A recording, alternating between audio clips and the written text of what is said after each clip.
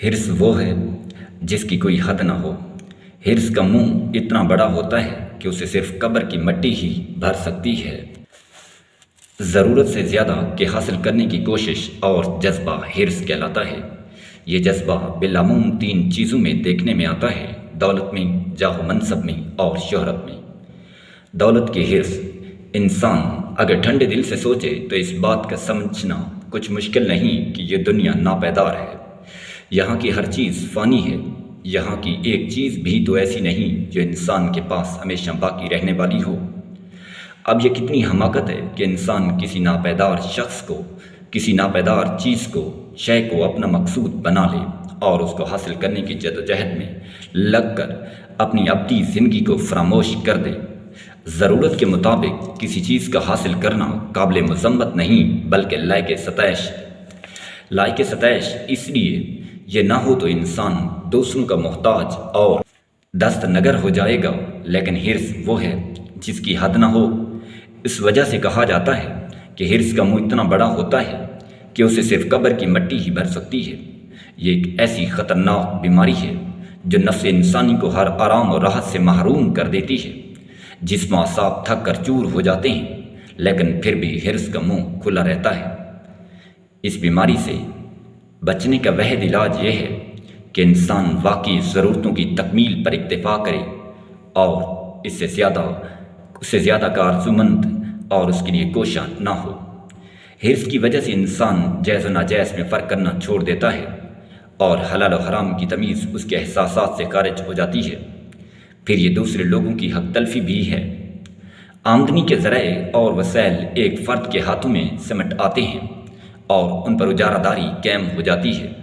معاشی اعتبار سے قوم کی تباہی کا سامان حرص ہے۔ پھر یہ بھی ہوتا ہے جو شخص حرص کی وجہ سے اگر ضرورت سے زیادہ دولت حاصل کر لیتا ہے، اس کی اولاد بالعموم نکمی اور نالائق ہو جاتی ہے، کیونکہ اولاد کو باپ کی بے شمار دولت بغیر کسی محنت کے ہاتھ آ گئی۔ اسے احساس ہی نہیں ہوتا کہ دولت محنت سے کیسے کمائی جاتی ہے۔ نتیجہ یہ ہے کہ ایسے امیر زادے باپ کے پیسے سے عیاشی کرتے ہیں، دولت کو بے دردی سے لٹاتے ہیں۔ اس طرح معاشرہ معاشی طور پر غیر متوازن ہو کر تباہ ہو جاتا ہے۔ شہرت کا حرص، یہ شہرت کی حرص، یہ شراب کے پیچھے دوڑنا ہے۔ کسی اچھے کام کی وجہ سے شہرت ہوتی ہے تو ہو جائے، لیکن شہرت کو مقصود نہیں بنانا چاہیے، اس لیے کہ یہ بھی ناپائیدار ہے۔ یہ بھی ناپائیدار ہے۔ دنیا ایک سٹیج کی مانند ہے اور افراد اداکار ہیں۔ سب اپنا اپنا کردار ادا کر کے پردے سے ہٹ جاتے ہیں، بقائے دوام کسی کو بھی حاصل نہیں۔ پھر یہ جذبہ اتنا گھٹیا ہے کہ انسان اس کے لیے ایسی حرکتیں کرنے لگتا ہے جو کم ظرفی اور کمینگی کی حدوں تک پہنچی ہوئی ہوتی ہیں۔ اس کی وجہ سے شہرت حاصل ہو بھی جائے تو عزت کے ساتھ بہرحال نہیں ہوتی۔ کتنی بری ہے وہ شے جو عزت کے بدلے حاصل ہو۔ پھر بعض انسان تو اس جذبے سے سرشار ہو کر اتنے گر جاتے ہیں کہ از خود وہ ایسا پیشہ اختیار کر لیتے ہیں جو گھٹیا اور ذلیل ہوتا ہے۔ کتنے انسان ہیں جو اس جذبے کے تحت بھانڈ اور جوکر بن جاتے ہیں اور اپنے چہروں پر فنکاری کا غازہ مل لیتے ہیں، اور کتنے ہیں جو چور اور ڈاکو تک بن کر اٹھتے ہیں۔ جاہ و منصب کی حرص، یہ دولت و شہرت کی حرص سے بھی زیادہ خطرناک ہے۔ دراصل انسان جب فرعون بننا چاہتا ہے تو وہ جاہ و منصب کا طلبگار ہوتا ہے۔